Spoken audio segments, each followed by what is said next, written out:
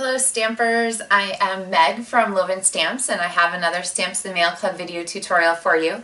This one uses the Crazy For You stamp set, Crazy About You stamp set, and the Irresistible Yours Designer Series paper, which is almost gone. It's available during celebration only. So let me give you some quick tips for how to make the most of this fabulous paper that you can get for free during celebration. Let's get stamping. Let's grab our pieces here from our Stamps the Mail Club kit. Now remember, there's a bunch of sequins in this one, so you want to get those out of your bag. Alright, or, well, that one's just not destined to be part of our card, I guess. So I'm going to go ahead and fold this in half.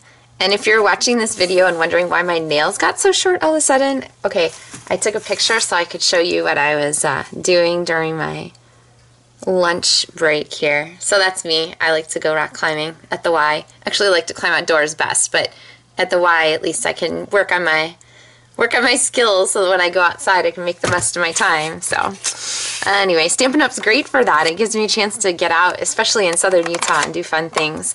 Okay, Irresistible Yours Designer Series paper. I am just dragging my pad right across the top of my paper, and you get this cool variated effect with the color, which is really pretty. This is the Irresistible Yours Designer Series paper, which comes from the Celebration mini catalog. It's one of the things you can get for free if you place an order for $50 in with my Stampin' Up store between now and the end of March. So this will be gone.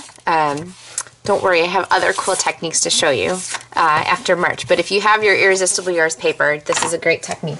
Then you want to grab just a tissue and go ahead and rub across it so that those white dots really pop out. Isn't that pretty? So the paper is actually clear embossed on white, which gives you that effect. All right, and get rid of that. Okay, so that is our background here to mount. And don't, if it bothers you that the color is a little uneven, you can go back and work at different spots. But honestly, I like that effect. I think it's just adds some sort of motion and texture and so forth to our card. So.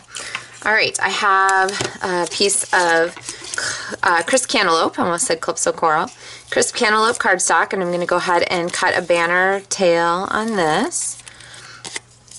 Alright, and then this is going to get stuck down, but before I do, I'm going to go ahead and grab my piece of baker's twine, and your color in your Stamps the Mail Club kit may vary, so it might not be exactly the same, but it will match your card, I promise. And I'm going to wrap that around about 3 times, and then go ahead and tie a bow. Now, I know that this can be tricky because everybody's like, my bow's never tight, and then the string's loose, and it looks all gappy, and so let me give you some hints on that. Okay. So if you have some slack, we'll pretend there's some extra slack in there, I could have tied it loose.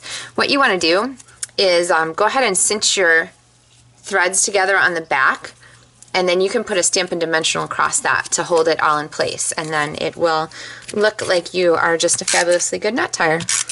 Okay, so I'm going to stick this down here. Alright, and then we have some cute pieces here. So this is a little, a 1/6 of a doily, and I actually want, I think, just about 3 of these pieces. So I'm going to go ahead and trim away the excess. So here's our pieces here. And then I'm going to go ahead and put some adhesive here on the back and stick our doily down.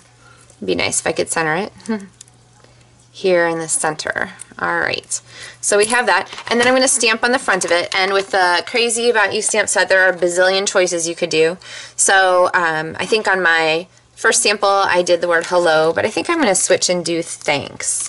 And so you just got to flip through here. These are the fabulous photopolymer. They stamp beautifully, and they stick to the blocks like glue. They're not glue, but they stick like glue. And I'm going to go ahead and ink that up in Calypso Coral and then center that. And since it's photopolymer, I can see right through. When you're stamping on the wood, just go ahead and hold it for a second or two to make sure you have good, even transfer. And there's our little thanks word that's going to go on our card here. Alright, next I'm going to grab, to go with my Calypso Coral pad, the pre-punched shape here and the large flower. And when you are using this large flower, I find that I get the best results when I stamp on my paper piercing mat so that I get a good bond. And you can either stamp this direction or you can flip it over and line your image up there. I'm going to go ahead and go this direction this time. And the closer I get to my cardstock, the easier it is to see where I'm at with lining it up. And then you can just peel it off the back. So these are pre-punched for you because they're part of Stamps in the Mail. And then I'm going to go ahead and ink it up one more time, and I'm going to put this here kind of at the corner and go ahead and stamp that one more time because I need the center of my flower. And I'm going to take my paper snips and start snipping around. And if you want a hint for how to cut this out, I would go ahead, see how I'm just cutting, I'm right-handed, so I'm just cutting to the right of each petal. And I'm going to work that all the way around, and then I'll go back and cut just to the left of each petal. And then each one of these is going to fall away as I've cut them. See how easy that is? But through the magic of television, I have one already cut out. So I'm going to go ahead and take, oops, I got Stampin' Dimensional backing on my backing there. Take that with a Stampin' Dimensional and put that down here on the first one that I did so that I have kind of a layer. You see how that goes? Give us a little bit of a dimensional effect. And then this is going to get mounted here with more Stampin' Dimensionals on our card. And I'm going to slide this up kind of towards the top, overlap that string just a little bit there. And then our Thanks banner is going to fit down here. Now I like to use green lid glue for this because the wood pieces are just a little bit heavy, so you want to make sure that you have some really good adhesion between there. I get accused of making up words, actually, which is true, I do make up words, but adhesion is a real word. So you want to make sure you get a good bond there between the two.